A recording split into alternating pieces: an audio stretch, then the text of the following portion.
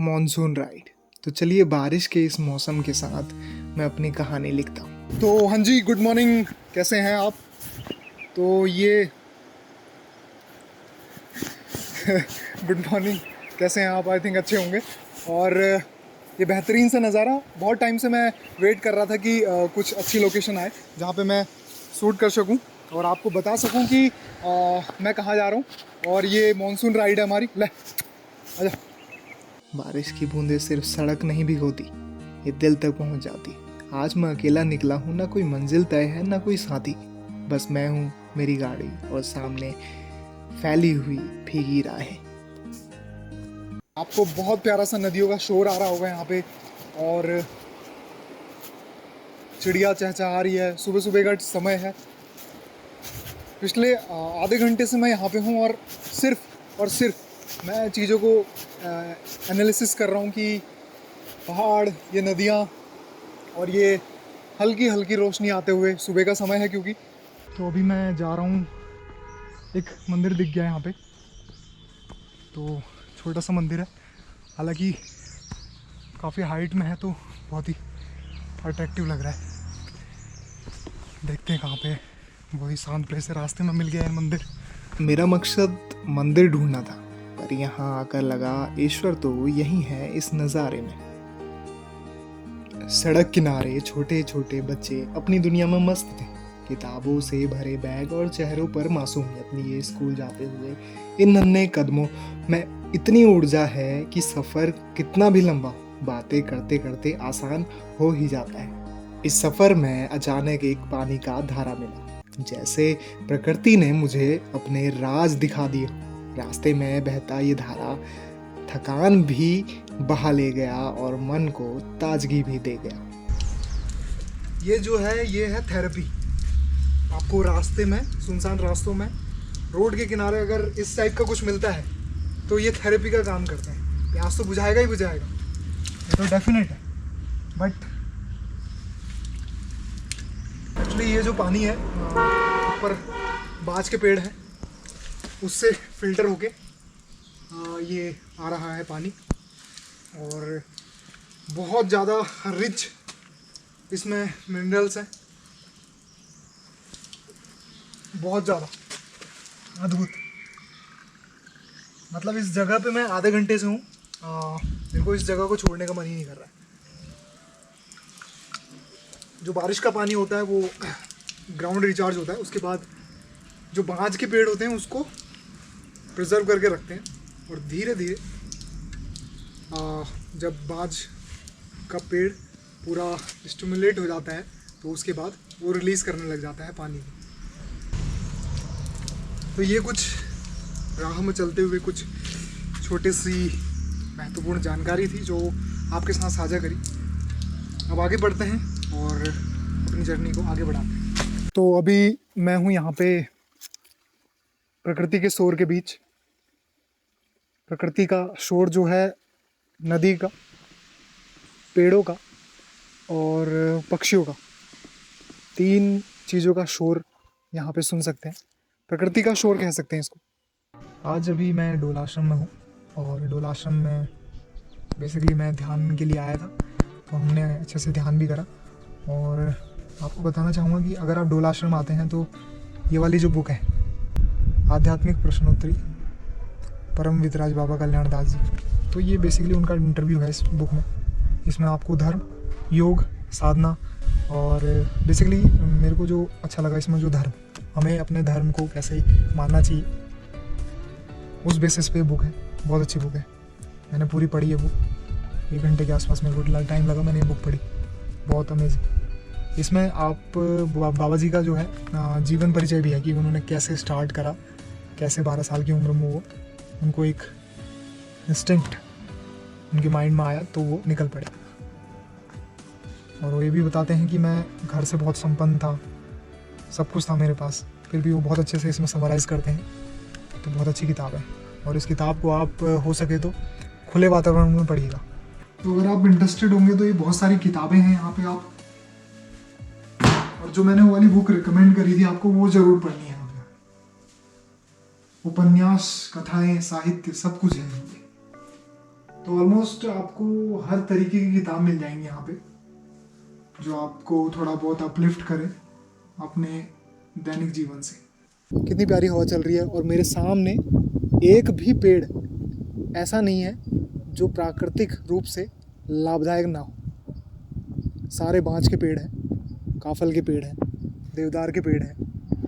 और ये मैं अभी डोल आश्रम का जो गेट है वहाँ पे हूँ। पैदल वॉक करके मैं 6 से 7 किलोमीटर चलने वाला हूँ, क्योंकि आज रात का स्टे मेरा यहीं पे ही है। तो बहुत अच्छा आज का जीवन जीते हैं। बेसिकली जो ये डोल आश्रम है मेडिटेशन सेंटर है। यहाँ पे वर्ल्ड का सबसे बड़ा श्रीयंत्र है, श्रीयंत्र जो कि धन यंत्र भी बोल सकते हैं, माँ लक्ष्मी का यंत्र भी बोल सकते हैं, वो है यहाँ पे। और उसके अराउंडेड और दूसरा स्पेशलिटी यह है कि यहाँ पे सबसे बड़ा मेडिटेशन सेंटर है। तो मैं उस लिहाज से यहाँ पे आया हूँ, शोर को छोड़ के, शहर की भीड़ भाड़ को छोड़ के, नेचर के साथ कुछ दिनों के लिए कनेक्ट होने के लिए आया। रास्ते में 2 साधु मिले, एक दूसरे से हंसी मजाक करते हैं। उनकी मुस्कान ने माहौल को और भी हल्का बना दिया। अक्सर हम साधुओं को गंभीर सोच में देखते हैं, लेकिन यहाँ तो उनकी हंसी ने सिखाया कि जीवन को हल्केपन से जीना ही सबसे बड़ा ज्ञान है। अजनबी जुबान, अलग चेहरा, लेकिन मुस्कान वही थी जो हर सफ़र को अपना बना देती है। उस विदेशी लड़की को देखकर लगा कि सफ़र की असली भाषा शब्द नहीं, सिर्फ एहसास होते हैं। नो ईटिंग दही या कर्ड। क्यों? क्योंकि इस समय उसमें वो बढ़ जाता है।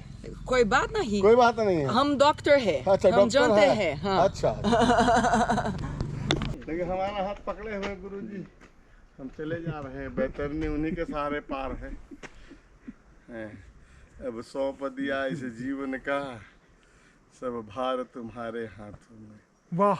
है जीत तुम्हारे हाथों में, है हार तुम्हारे हाथों में। वाह वाह वाह, गजब गजब गजब गजब। बहुत बेहतर करा कि मैं इधर को वापस आ गया आपके साथ, कि ऐसा अनुभव मेरे को दोबारा नहीं मिलता। मुझ में तुझ में बस भेद यही, मैं नर हूँ तुम नारायण हो, मैं हूँ संसार के हाथों में, संसार तुम्हारे हाथों में। गायन तो अच्छा था, बट थोड़ा ये जो सांस फूलने का उम्र के बढ़ते पड़ाव के साथ साथ हम लोग कोई गाना अच्छा था। हम लोग गंधर्व राग में गाते। क्या बाबा, इसका लेना नहीं है। लेकिन थोड़ा सांस ने जो अटखेली है ना, हाँ, उम्र के बढ़ते पड़ाव और जो चढ़ाई ने जो तालमेल बिठाया है, सब गुरुजी का, उसने सारी गायन शैली को गंधर्व शैली में डाल दिया। अरे वाह, बढ़िया गायन। वाह वाह वाह वाह। गिनती रखे तो उतना में तो हमारा काम ही बिगड़ गया है ना। आप हर बार कलकत्ता कलकत्ता कह रहे हैं, और भाषा जो है आपकी भोजपुरी है, तो कैसे? कलकत्ता, हम झारखंड के रहने वाले हैं। अच्छा। मगध के जन्म वही हुआ, लेकिन हम मूल राजस्थानी हैं। और फिर मैं निकल पड़ा आगे की ओर। मंजिल तो पता नहीं, पर रास्ता बहुत खूबसूरत था, क्योंकि ये सिर्फ एक सफ़र नहीं, ये मेरी मानसून राइड थी। यहाँ हर मोड़ नए लोगों के साथ, हर नज़ारा, हर मुलाकात एक नई कहानी लिख रहा था। आगे बढ़े तो फिर से स्कूल के बच्चे मिले। इस बार उनकी उम्र थोड़ी ज़्यादा थी। इन बच्चों को देखकर लगा हर उम्र का बचपन अपनी ही तरह खूबसूरत होता है। बचपन चाहे छोटा हो या थोड़ा बड़ा, स्कूल का रास्ता हमेशा कहानियों से भरा रहता है। तो मॉनसून राइड में आज हम पहुँचे हैं जागेश्वर मंदिर, और जागेश्वर मंदिर के बीचों बीच, और जागेश्वर मंदिर से पहले हम ये दारुका वन क्षेत्र पड़ता है, जिसमें मोस्ट ऑफ द जो वृक्ष हैं, सबसे ज़्यादा जो वृक्ष हैं वो आपका देवदार के वृक्ष हैं, तभी इसका नाम दारुका वन पड़ा है पुराणों में, तो इस वजह से इसे दारुका वन कहते हैं। और आपको एक छोटा सा शोर सुनाई दे रहा होगा नदी का, बहुत ही अद्भुत कलकल करिया नदियाँ।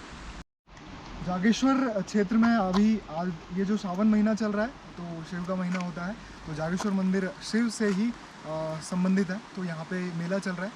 तो मेरा ये हम तो ये थॉट प्रोसेस से आए थे कि यहाँ पे शांत वातावरण होगा, कुछ देर यहाँ पे समय बिताएंगे, बट थोड़ा अनफॉर्चुनेट था हमारे लिए और दुर्भाग्यवश नहीं कर पाए वो सब चीज़ें। तो यहाँ पे मेला है तो मेले में भीड़ होती है, तो हमारा काम बन नहीं पाया। जो हम शांति से कुछ चीज़ ध्यान कंडक्ट करना चाहते थे वो नहीं हो पाया यहाँ पे। बाकी ये वन क्षेत्र है, आपको आगे दिखाते हैं कुछ और यहाँ की भौगोलिक संरचना। आखिरकार हम जागेश्वर पहुँचे।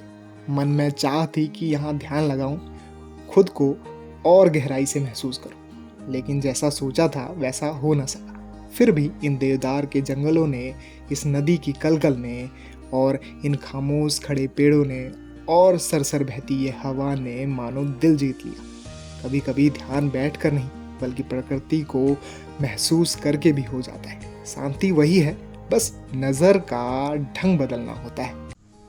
रास्ते में एक पेड़ पर बंदर मिला। मैंने सोचा चलो इसके साथ थोड़ी शरारत कर लूं। उस पल लगा सच ही तो है, हम इंसान भी कहीं ना कहीं इन्हीं बंदरों के वंशज हैं। फर्क बस इतना है कि हमने कपड़े पहन लिए और उसने आज़ादी संभाल ली।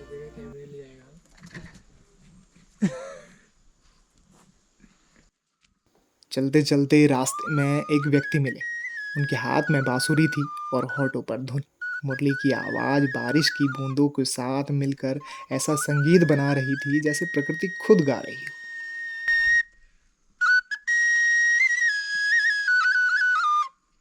वो कोई कहानी भी सुनाने लगे।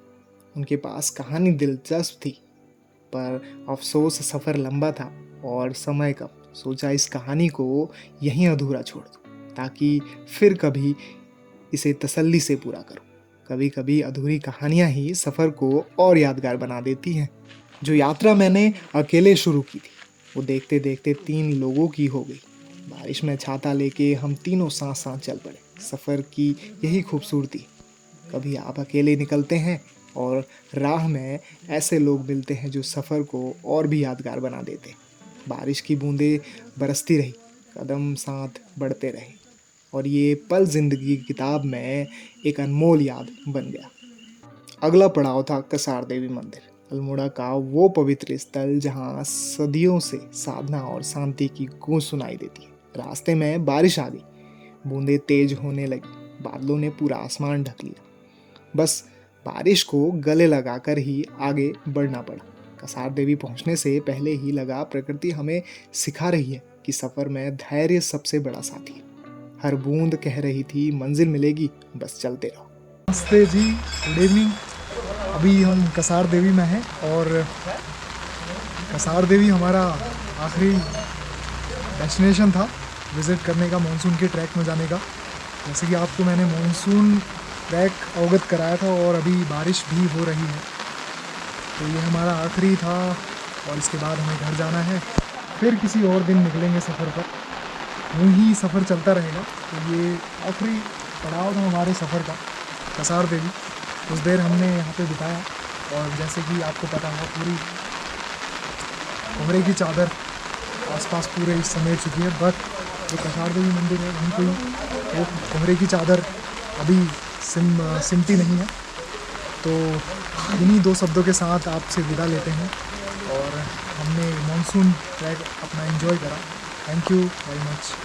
आखिर में ये सफ़र अकेले शुरू हुआ था, पर रास्ते में मिले हर नज़ारे, हर चेहरा और हर मुलाकात ने इसे अधूरा नहीं रहने दिया। मानसून की ये राइड ख़त्म भले ही हो गई हो, लेकिन इसका हर पल मेरी यादों में हमेशा ज़िंदा रहेगा। कभी बारिश, कभी धूप, कभी अकेलापन, कभी साथी, यही है सफ़र की खूबसूरती। इस राइड ने सिखाया मंजिल तक पहुंचना ही सब कुछ नहीं, रास्ते ही असली कहानी लिखता है। 2 पहियों पर चला ये सफ़र मुझे और भी पूरा कर गया। यही है मेरी सोलो राइड की असली कहानी। मिलते हैं किसी और सफ़र में, तब तक साइनिंग ऑफ, पीस आउट। अपना ध्यान रखना।